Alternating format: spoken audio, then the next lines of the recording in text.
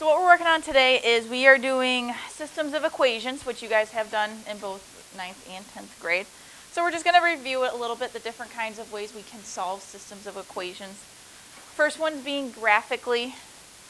System just means you have two or more equations, so they could just be lines when you graph them. They could be our parabolas. They could be any kind of graph. Just you have more than one of them, you just have to graph them together. So if we take a look at our first one, we have two lines here. I know that they're both lines because our x's have the largest exponent of 1. So remember, when we're graphing lines, you always have to show some kind of work. I like to use the M and the B method. I identify what my slope and my y-intercept are. So for this line y equals x, what would be our slope there? Remember, your slope's in front of your x value. So what is our slope here? 1. So our slope would be 1 over 1. We always write it as a fraction. Just remember, it's always your rise over run. So 1 over 1 means we're going to rise up 1 and go to the right one. And that gets you your next point. And then up 1 to the right one gets you your next point. And then our b value here is a 0. There's no plus or minus a number. So your b value is a 0. So that means we're going to start right at 0, 0. And again, go up 1 to the right one, up 1 to the right one, up 1 to the right one, up 1 to the right one. You want to get at least 3 points in there when you're drawing your lines, but the more points you have, the more accurate your graph is going to be. Make sure you get arrows on both ends of your line.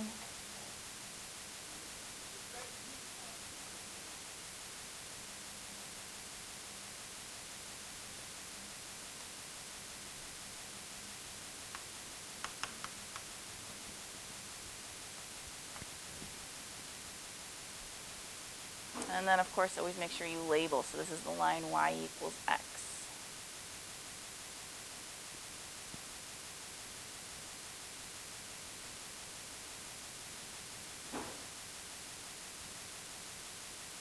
So let's take a look at our second line there. What's our slope this time?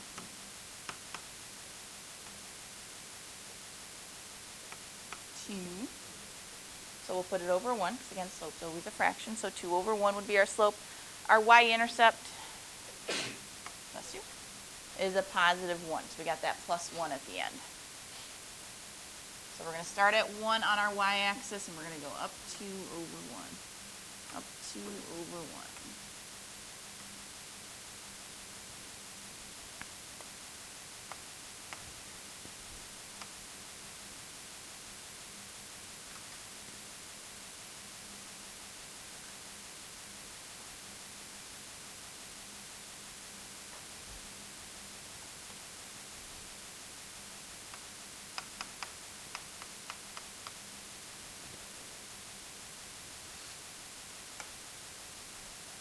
And then we label that line, especially when you got more than one graph on there, more than one thing drawn on there, you definitely need to label them.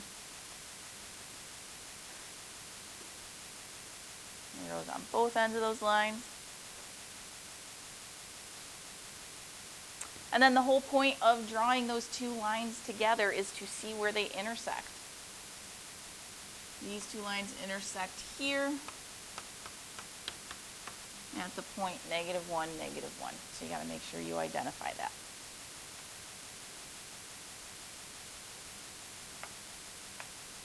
Does anybody remember how many times could two lines intersect? We know we can intersect once. We just had an example of that. Does anybody know how many, another one? What if I had two lines that were like this? How many times would those intersect?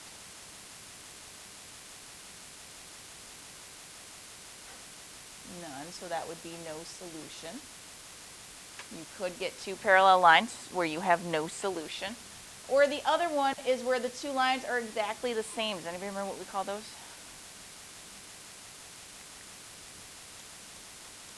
Infinitely many solutions. So they have infinite solutions. Because they are the same exact line, that means every single point on that line is going to be a solution. So infinite solutions for those ones. Down here, our second graph's a little different because this time we don't have two lines. We have a parabola for the first one, and then the second one is a line. But also missing over there off of our graph are our grid lines. We need to draw in some x and y axes there. So go ahead, draw in your x and y axis.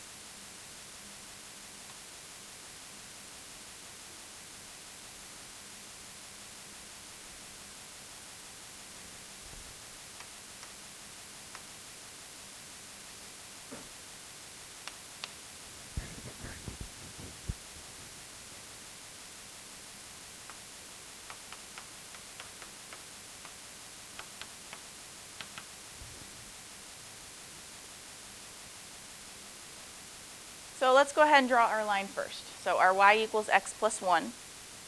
So again, we have a 1 in front of the x. It's not written, but it is there. So our slope is a 1 over 1. Our b value is also a 1, so we're going to start at positive 1 on our y-axis. So up 1 over 1. Up 1 over 1.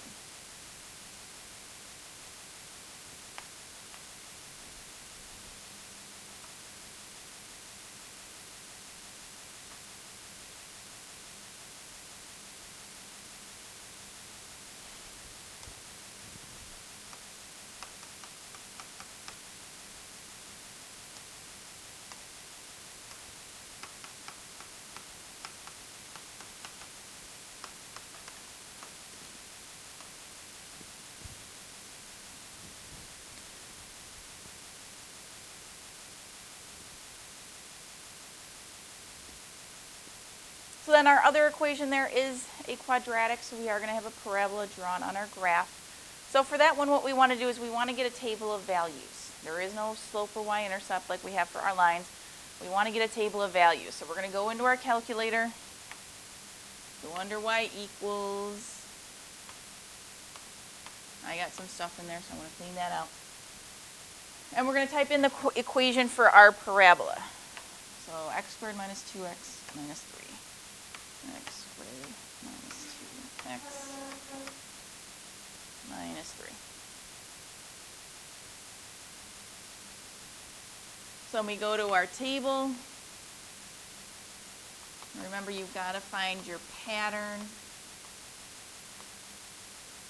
Oops, I went one too far.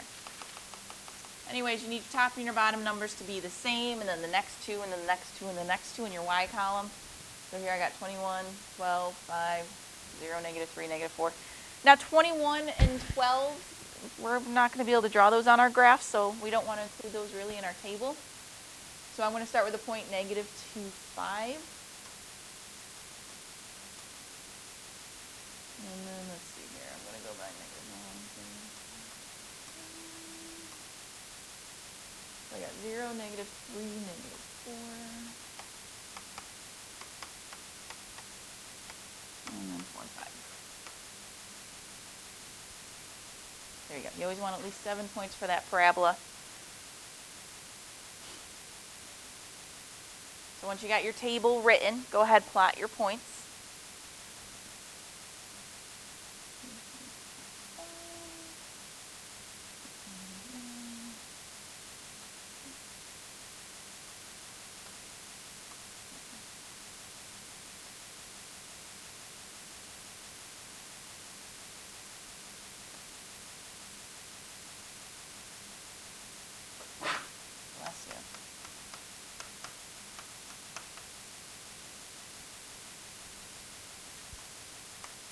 Once you got your curve drawn, arrows on both ends of your curve, label on it.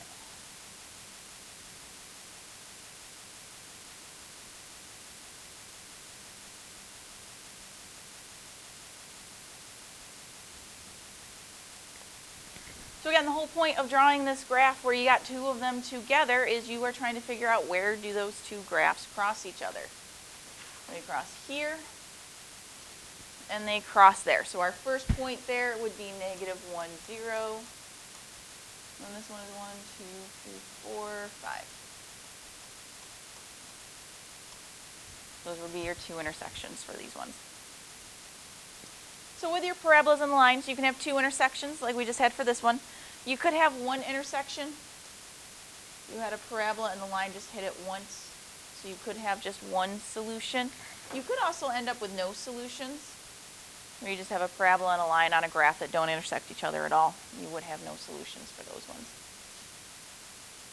So that's solving a system graphically. You just take whatever equations you have, graph them, tell us where those two things cross. Let's take a look at the next page. We're going to go through the two methods we have for solving them algebraically.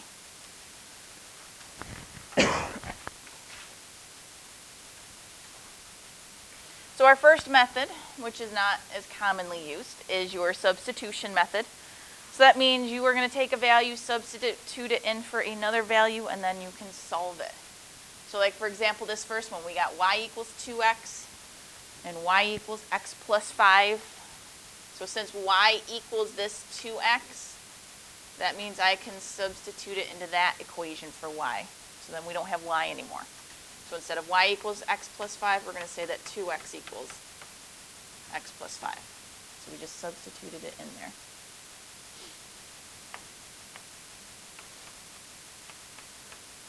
So we just follow our rules of solving for x. So I'm going to subtract my x over. 2x minus 1x gives us 1x. So we've got half our answer already, x equals a 5. Because there was a y at the beginning, you also need a value for y. So I'm just going to take, for example, my first equation, plug in what we got for y. So I'm going to plug in my 5. I'm sorry, plug in what we got for x. I misspoke. We got a 5. So 2 times 5 gives us a 10. So y equals 10 for that one. Now you could leave your answer that way, x equals 5, y equals 10. You may also see sometimes that they just put them together as the point x comma y, because remember, you could graph them and then you would just get a point off your graph. So that's why they can write it that way also, as 5 comma 10. And then our last thing over here, we got to do our check. So you got your two equations there. Check to make sure your solution you just calculated algebraically works in both. So we're going to see if 10 equals 2 times 5, which we know it does. 2 times 5 gives us 10, so 10 equals 10. That one works. So then we're going to see if 10 equals 5 plus 5, which again it does. 10 equals 10. 5 plus 5 is 10.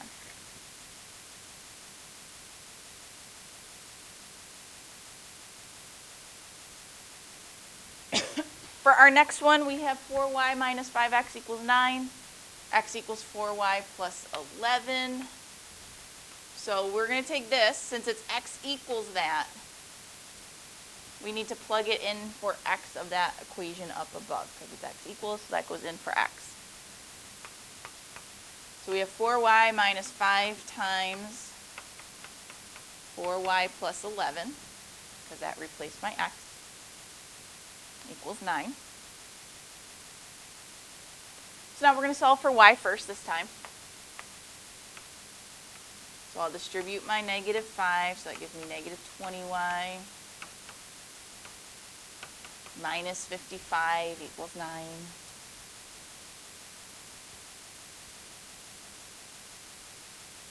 Four minus 20 gives us negative 16. I'm also going to add my 55 over. So 9 plus 55 is 64.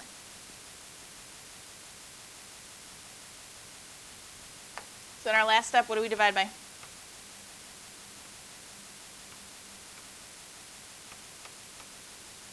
Negative 16. 64 divided by negative 16. What do we get? Negative 4.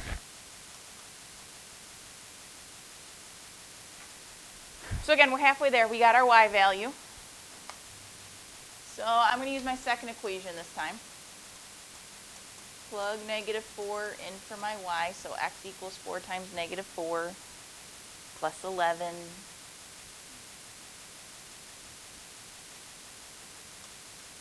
Four times negative 4 is negative 16.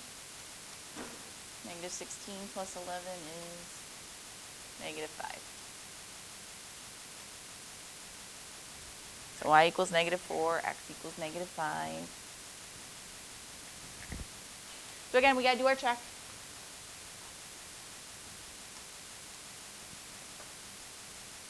So 4 times negative 4 minus 5 times negative 5. We're going to see if that gets us a 9. So 4 times negative 4 will give us negative 16. And then negative 5 times negative 5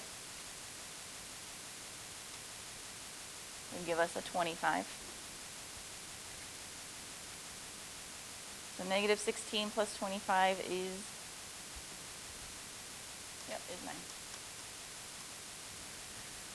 So that one works. 9 equals 9. For the other one,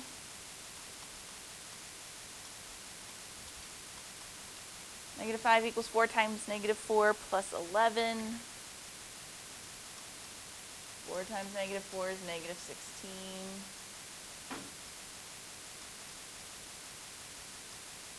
Plus 11, yep, negative 5 equals negative 5. So our other way of solving systems of equations algebraically is using what we call our elimination method. So with the elimination method, you have to remember you need to have things lined up. Your x's need to be lined up. So like if we look at our first example, x is lined up over x, y over y, and then it's equal to both of your numbers. So you got to make sure it's all exactly the same. I've had some of my students get confused. Don't write this down. Because it will look like this. But that's not exactly the same. You can't do elimination method with that. But they say, well, your x's are lined up, your y's and your numbers, which is true, but your equal signs aren't. One of them's got just the x over on one side of the equal sign. The other one has your x and your y. So it's got to be the same. So equal signs line up, x's, numbers, all that stuff.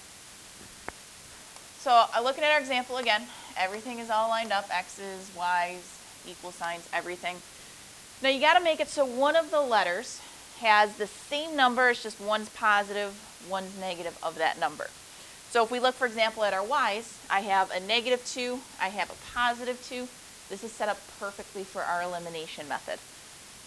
So what we'll do is we'll add our two equations together. So for our x's, 1x plus 5x gives us 6x. Our y's are going to cancel each other out. And then you add your numbers. Negative 19 plus 1 gives us negative 18. So 6x equals negative 18. So we divide by 6. And we got x equals negative 3. So again, half our answer. We got to figure out what our y value is going to be. So we've got to take that negative 3, plug it into one of the equations. It does not matter which one. I'm going to choose my first one this time. So instead of x minus 2y, I have negative 3 minus 2y. I'm going to add my 3. So negative 19 plus 3 gives me negative 16. Divide by negative 2, and we get y equals 8. So x is a negative 3, y is a positive 8.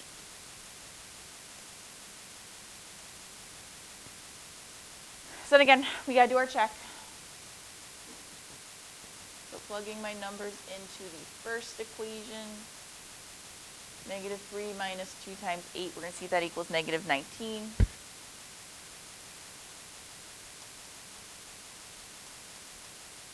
So that gives me a negative 16 when I multiply. So yeah, negative 19 equals negative 19. That one works out. checking it in our second equation.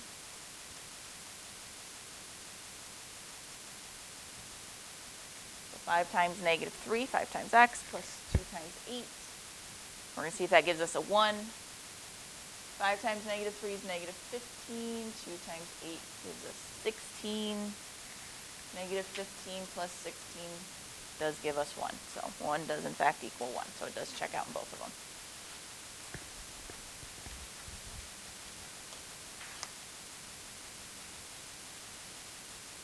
All right, let's try a couple more.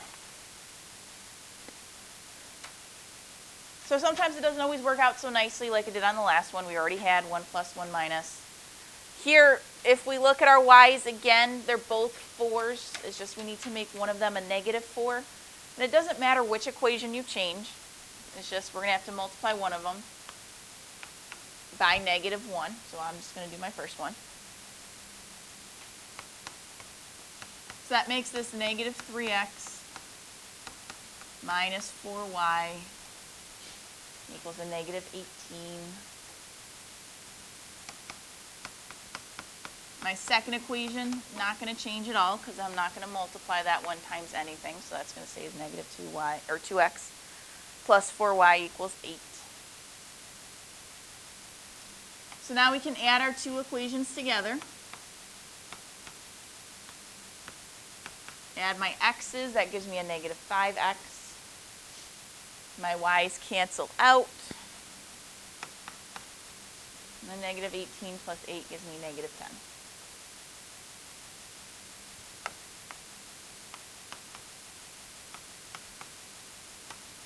So divide by negative 5, and we're going to get x equals a 2 for that one.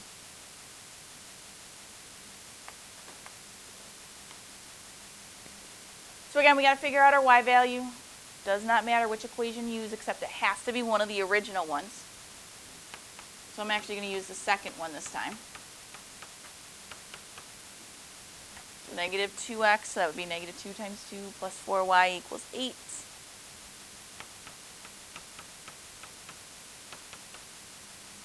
Negative 2 times 2 gives me negative 4. Add our 4 over, and we get 4y equals 12. Divide by 4 and y equals what? 3. So x is 2, y is 3. Again, especially if this is a multiple choice, you may see it written as a point, 2, 3. Any of them you could be seeing written as points. Just you don't always have to, which is why I don't always do it. All right, so let's have you go ahead and do your check. Make sure these work. Plug them into both. All right, let's take a look at our last one here. We got our two equations, 4x plus 2y equals 14. 7x minus 3y equals negative 8. So this one, none of them have the same number. X's are 7 and 4. Y's are 2 and 3. So we don't have that. We do have the fact that your y, one's positive, one's negative, so we can go with that if we want to. But really you can choose if you want to get rid of x's or if you want to get rid of y's. I'm going to practice getting rid of x's this time because the other two were getting rid of y's. So if you pick to get rid of the x's, what you want to do is you want to multiply the top equation by whatever's in front of the x from the other one. And then the bottom equation would be times whatever the x is from the top one. And then you just have to make one of them negative. I'm going to make my second one there negative. Again, you got to have one positive, one negative. So again, I'm going to multiply everything in that first equation by 7. So that gives me 28x plus 14y equals 98. And then everything in that bottom equation times the negative 4. So that gives me negative 28x plus 12y equals 32.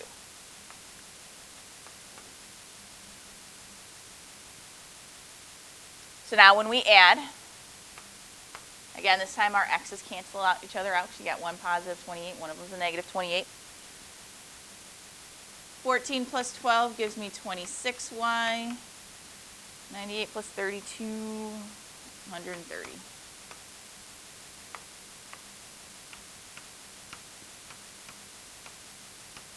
So divide by 26, what do we get for y?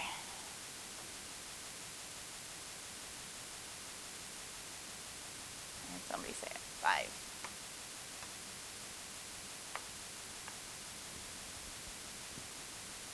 So again, we got half our answer, we got our y, we need an x. I'll use the first one this time. Does not matter which one you use, you will get the same answer. So I'm plugging 5 in for y.